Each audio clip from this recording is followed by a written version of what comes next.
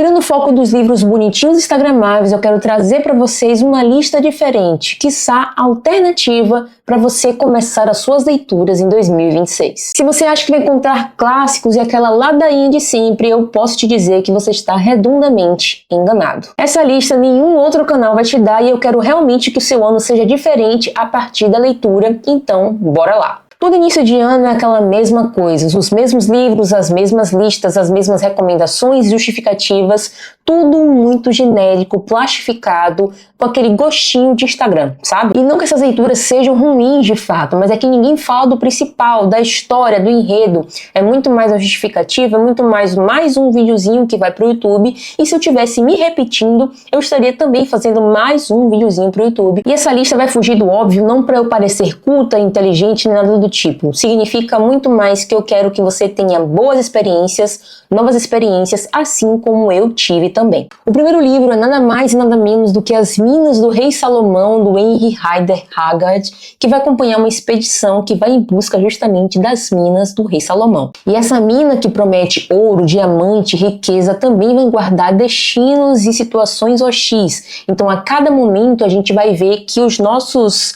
heróis vão passar por situações as quais eles ficam entre a vida e a morte. Então você pode pensar, nossa Ana, mas é então Indiana Jones, esqueci até o nome do outro, sei lá, um Jurassic Park, aquela coisa aventureira e etc e tal. Sim, é. No entanto, quando a gente vai para esse livro, é como se a gente estivesse vendo o pai dessas aventuras. E aqui a gente tem que guardar algumas proporções, porque esse livro, ele foi escrito numa época em que havia um racismo velado, ok? Então existia uma diferença, existia uma superioridade dos brancos em relação aos negros. Então aqui nesse livro a gente vai ver isso, e claro que é muito importante a edição. Por que eu digo da edição? Essa edição aqui, que é da Todavia, a gente tem um prefácio, na verdade uma introdução muito, muito importante que o Samir Machado de Machado vai fazer. Por quê? A gente teve esse livro traduzido pelo Eça de Queiroz. E o Eça de Queiroz fez muitas e muitas modificações durante a tradução. A gente diz que essa tradução dele foi até muito mal feita porque ele de fato modificou a história. Um tradutor, quando ele vai fazer uma tradução, é claro que ele coloca muita coisa dele ali, mas ele precisa ter o equilíbrio entre colocar algo que vai mudar o significado e algo que vai facilitar o entendimento. No caso do Samir em específico, ele traduz esse texto, mas ele não faz modificações que mudem o significado. Então por isso que eu digo que essa tradução e que essa introdução é extremamente importante para a gente entender não só o contexto dessa obra e porque que existem alguns elementos que podem de certa forma nos incomodar, como é o caso, por exemplo, do racismo, como é o caso de como que os brancos tratam os negros e como os negros também se veem de forma inferiores. Mas aqui a gente está tratando de um momento em que a Europa estava conquistando, estava colonizando os lugares. Então essa visão não era de tão incomum naquela época. Agora pode ser sim incomum, mas nessa época não. Então se eu fosse para essa história sem nenhum contexto, eu ia dizer, pô, que livro é esse? Que livro é esse racista, etc e tal? Então ia ser uma leitura muito rasa, muito infantil. Então quando eu vou aqui na tradução e na introdução, eu vejo que o Samir fez um trabalho muito, muito bom de nos contextualizar, e esse livro foi uma delícia de ler. Uma delícia de ler porque eu vi muitos dos filmes, muitos dos desenhos que eu vi foram inspirados, de certa forma, literalmente, nesse livro aqui. Então vale a pena ler, e vale a pena dizer também que tem no Kindle. Então se você tem o Kindle Unlimited, você também pode ler de graça. O que é que eu fiz? Eu comprei o livro, comecei a ler no Kindle, terminei no Kindle, e o livro vai ficar aqui na minha biblioteca. Aqui eu vou ler alguns trechinhos de um capítulo que se chama Se a Aventura Tivesse um Nome, é do Samir, que escreveu, o tradutor, e vou ler também algumas partes da introdução para vocês terem um pouco da noção de como que são importantes esses textos para contextualização. Henry Rider Haggard era um medíocre burocrata inglês na África, filho de um advogado e um poeta, o menos ilustre entre 10 irmãos, todos com carreiras notórias no exército ou na administração colonial, enquanto seu pai, que o considerava idiota demais para valer o gasto com sua educação, dizia que ele nunca seria mais do que um verdureiro. Aos 17 anos, falhou nos testes para o exército, enquanto 2 irmãos passavam. enquanto 2 irmãos passaram. Tentou fazer exames para uma carreira diplomática, mas se distraía demais frequentando círculos de sociedades ocultistas e espiritualistas. Aos 19, seus pais arranjaram para que trabalhasse, de graça, como secretário de um vizinho, Sir Henry Bulwer, recém-designado governador da colônia de Natal, na África do Sul, irmã pobre da muito próspera colônia na Cidade do Cabo.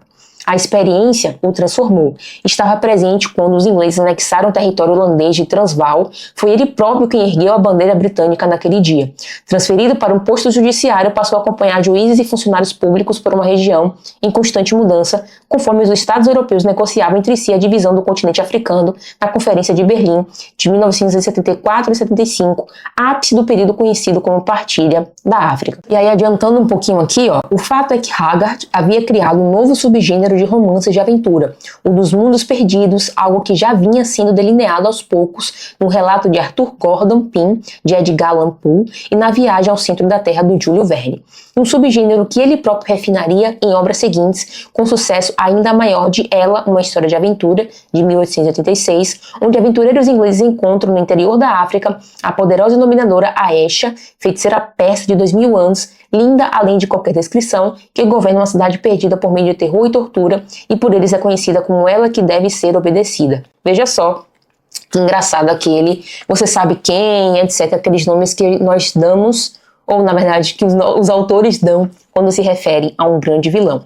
Acreditando que seu amor ancestral reencarnou no Apolíneo, rapaz inglês que protagoniza o enredo, Aesha quer convencer a casar-se com ela, para assim como Drácula invadir e dominar a Inglaterra. Freud achou a leitura terapêutica e recomendou a uma paciente. E por fim, eu quero só comentar também que é nessa parte da introdução que a gente vai ouvir falar justamente da edição, da tradução do Eça de Queiroz. Então, o Eça de Queiroz fez diversas modificações que inclusive o autor menciona durante o texto. É riquíssimo o texto do Samir, porque ele vai trazer como que faz diferença quando você tem uma tradução que não é tão interventiva, não modifica tanto, para uma tradução que faz uma preservação do que já existe e explica os problemas, os conflitos, etc. O segundo livro é Uma Negra Comédia, do Fábio Gonçalves, e eu posso dizer que, apesar de ter lido esse livro ano passado, eu recomendo fortemente que quem não leu ainda se dê a chance de conhecer uma nova face da literatura contemporânea brasileira, feita por Fábio Gonçalves e também pelo Alexandre Soares Silva.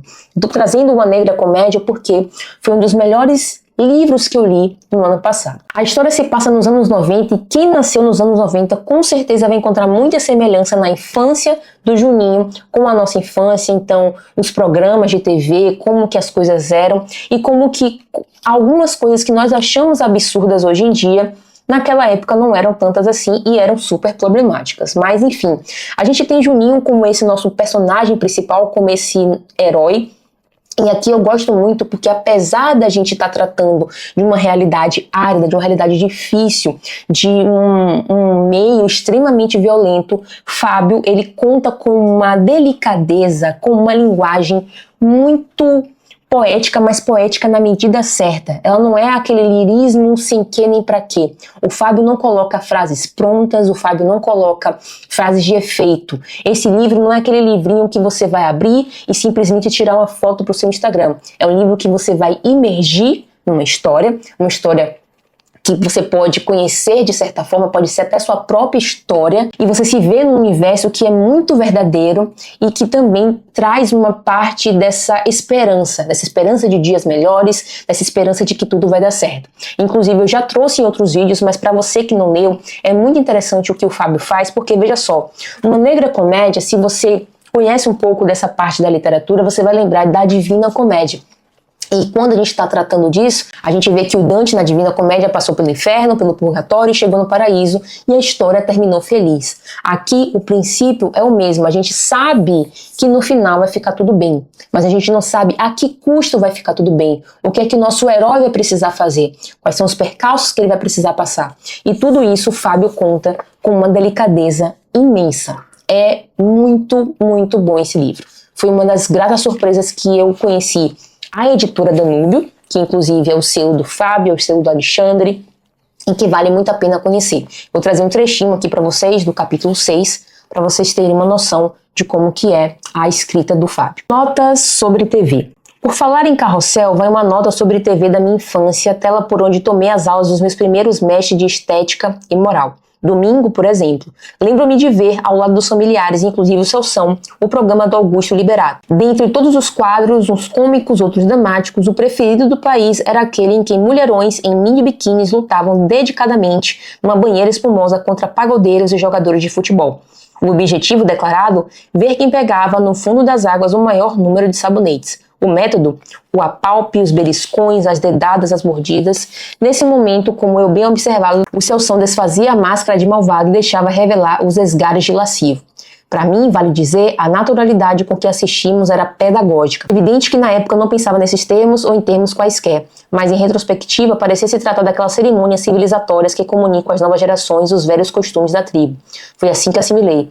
Se alguém reprovava, no máximo reclamações sobre a monotonia. Daí mudávamos para Fausto Silva com seu balé de bonitonas em maior fio dental, o musical com artistas de maior pompa e os videotapes de pessoas caindo e se esborrachando para o deleite do balofo, da plateia e dos telespectadores. Isso no Dia do Senhor. O terceiro item da lista são contos de fadas nas suas versões originais, e aqui você pode ficar se perguntando: nossa, Ana, você vai recomendar contos de fadas na altura dessa do campeonato? E sim, eu vou recomendar, porque essa versão aqui, essa edição, ela tem uma primazia de colocar os contos como eles são de verdade.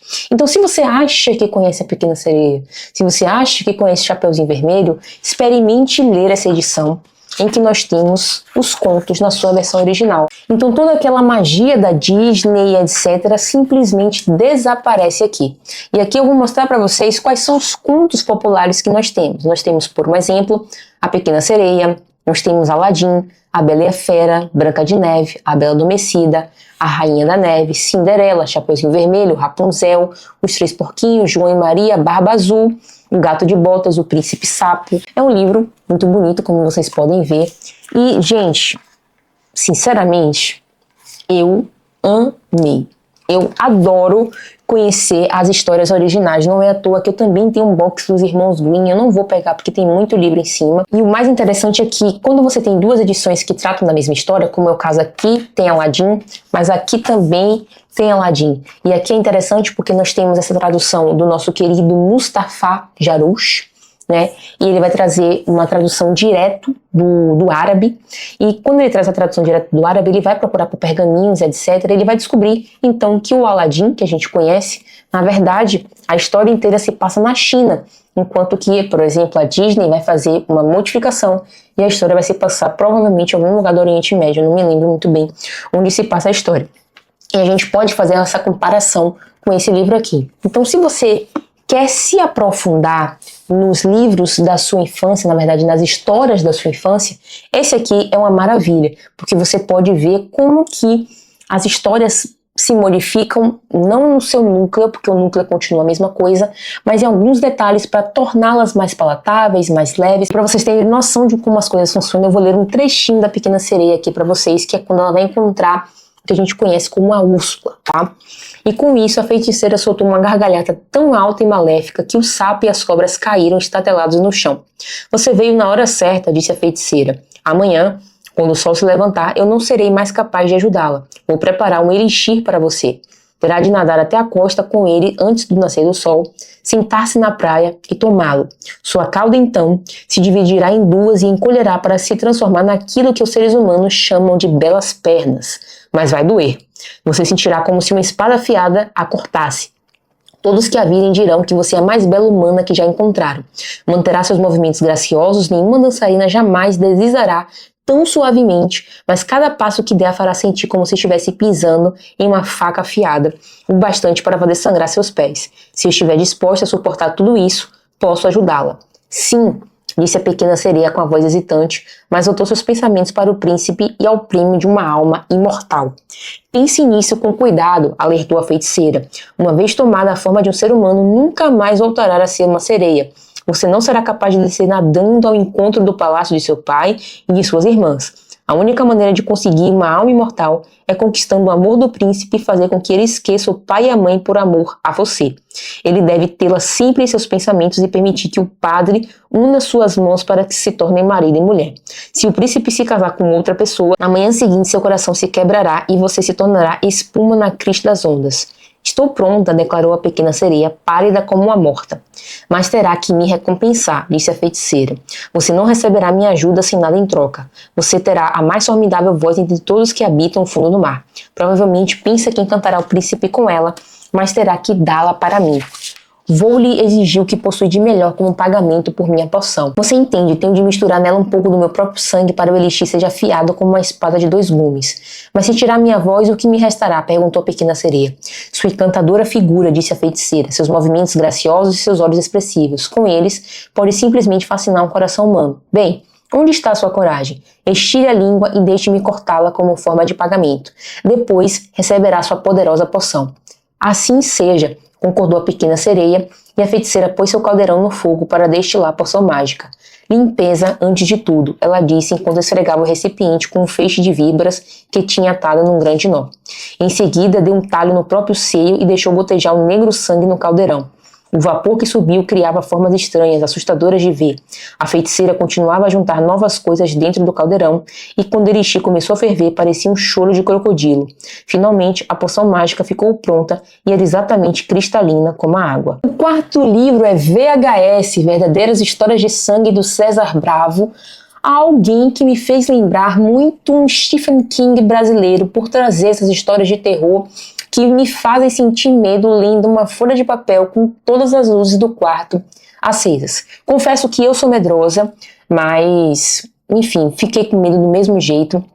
Vale muito a pena, não só pela edição, aqui nós temos uma Dark Side, e a gente sabe que as edições da Dark Side são todas belíssimas. Eu gosto muito dessa estética, mas é muito mesmo. Eu confesso que no início eu tinha comprado esse livro pela estética mesmo do livro, porque eu achei bonito. Então eu vou mostrar pra vocês aqui, pra vocês verem, pra vocês sentirem. Por isso que às vezes vale a pena comprar o livro, né? É muito lindo. Eu gosto dessa parte aqui em específico, ó. Mostra onde se passa a história em 3 rios, né? E também traz um pouco dessa estética de jornal. Vou mostrar uma parte aqui que eu achei aqui. Cara, eu amo essa estética de jornal. Então aqui nesse livro, que é para além de bonito, muito interessante, nós temos uma cidadezinha fictícia, eu acho, que se chama 3 Rios, e a partir dessa cidade é que os grandes fatos esquisitos e horrorosos e de terror vão se encontrar. Então aqui nós temos pequenos contos, e aí a partir desses contos a gente vai navegando nessa cidade, nesses mistérios, e a cada conto eu vou ficando cada vez com mais medo. Então, eu acho que vale a pena para você que gosta de história de terror, para você que gosta também de livros bonitos, porque aqui juntou um livro bom com um livro bonito, mas principalmente, se você não gosta de histórias de horror, talvez esse livro não seja para você. Eu comprei já sabendo que eu ia ficar com medo, ao mesmo tempo que eu fazia um balanço, né? Lia um pouquinho desse, lia um pouquinho do outro, não lia de noite, não é nem porque eu sonho, mas porque eu perco o sono, já fico com medo. Né? Sou medrosa mesmo e a vida é essa. E o mais interessante que eu achei aqui é que tem histórias que fazem parte da nossa vida. Quem nunca ouviu falar da loira do banheiro, da Big Loira, aquele negócio de apertar descarga, etc. Então, tem isso aqui. Então eu me senti um pouco nostálgica assim de quando eu tava com medo na escola, de fazer aqueles negócios com a descarga, etc e tal.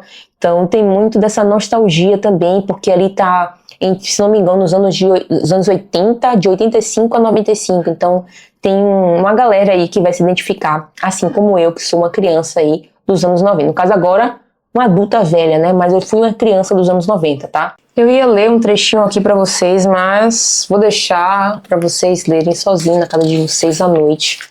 E que seja com a luz acesa, tá bom? É isso. O quinto livro é nada mais e nada menos do que O Jogo do Anjo, do Carlos Ruiz Zafón, publicado em 2008 pela editora Suma das Letras. E, gente, eu sou muito suspeita para falar de Carlos Ruiz Zafón, mas eu recomendo fortemente esse autor para que você leia quando você tiver a fim de uma leitura leve, mas ao mesmo tempo intrigante. Eu acredito que ele seja um autor intrigante. Em O Jogo do Anjo, a gente vai acompanhar a vida do David Martin, que é um autor, um escritor que deseja ser lido, que deseja, enfim, tudo que um autor, que um escritor deseja, que as pessoas o leiam. E aí, uma certa feita, vai vir um editor misterioso e vai encomendar uma obra com ele. A partir dessa encomenda, a vida do David vai mudar da água para o vinho. E ao mesmo tempo que a gente acompanha o David, a gente também acompanha, como eu sempre falo, Barcelona, para Carlos Ruiz Zafón, é um personagem também. A gente está acompanhando a Barcelona de 1920, então tem muitos aspectos da cidade, muitos aspectos da cultura da Espanha, né, especificamente de Barcelona, que são extremamente importantes e que fazem com que a história ganhe também uma nova perspectiva. E essa história então se transforma nesse espiral de obsessão. Quem é esse editor? Por que ele encomendou essa obra? Qual é o preço real desse contrato? Será mesmo que é dinheiro ou será que tem a ver com a alma do David Martin? Então esse romance, que a gente pode chamar de romance gótico, traz esse mistério, traz essa tragédia pessoal que é bem característica do Carlos Ruiz Zafón. É um romance muito bom de ler, é extremamente envolvente. Então, se você quer aquela história que seja, ao mesmo tempo, leve e envolvente, eu recomendo fortemente que leia O Jogo do Anjo, do Carlos Ruiz Zafón. Quando despertei, o quarto permanecia na penumbra e Chloe tinha desaparecido. Sua pele já não estava em minhas mãos e, em seu lugar, havia um cartão de visita impresso no mesmo pergaminho branco do envelope que trouxe o convite, no qual, sob o emblema de anjo, lia-se o seguinte: Andreas Corelli, editor, Edition de la Lumière, Boulevard Saint-Germain, 69, Paris. No verso havia uma anotação escrita à mão. Querido David, a vida é feita de grandes esperanças. Quando estiver pronto para transformar as suas em realidade, entre em contato comigo. Estarei esperando, seu amigo e leitor, A.C. Peguei minha roupa no chão e me vesti. A porta do quarto já não estava trancada. Percorri o corredor até o salão, onde o gramofone tinha silenciado. Não havia sinal da menina nem da mulher de cabelo branco que tinha me recebido. O silêncio era absoluto. À medida que avançava, tinha a impressão de que as luzes das minhas costas iam se apagando e os corredores e quartos mergulhavam lentamente na escuridão. Saí para a entrada e desci as escadas de volta ao mundo, sem ânimo. Ao chegar à rua, seguia em direção à Rambla, deixando a confusão e a multidão dos locais noturnos para trás. Uma névoa tênue e cálida subia do porto e os reflexos das vidraças do Hotel Oriente a atingiam de um amarelo sujo e poeirento, no qual os transeuntes sumiam como desenhos de vapor. E por fim, eu não poderia deixar de recomendar Maus, do Art e Spielberg, que aqui nós temos uma versão completa. Para além de ser vencedor de prêmio, não sei o que lá, aqui temos uma história verdadeira que veio através das conversas do Art com seu pai, que foi um sobrevivente no Holocausto. Aqui nós temos que é uma graphic novel, tá? Então é uma história em quadrinho. Se você tem preconceito com história em quadrinho, eu sugiro fortemente que você pegue essa aqui para você ler, ou até mesmo Persépolis, para vocês entenderem o que é uma história profunda, uma história verdadeira sobre algo que a gente só vê nos livros de história, enfim, da escola. Aqui a gente tem uma relação entre pai e filho, entre memória fragmentada, entre silêncios e conversas, entre uma situação completamente deplorável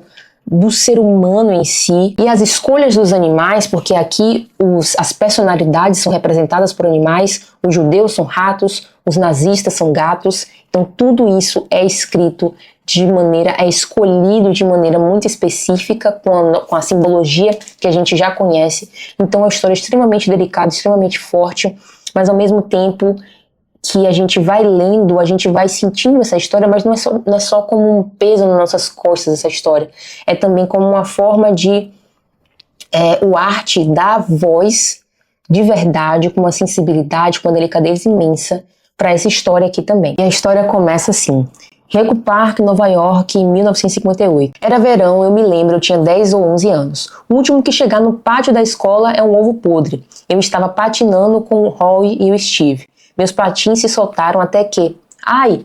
Ei, espera pessoal! Ovo podre! Ha, ha, ha! Esperem! Sniff, sniff.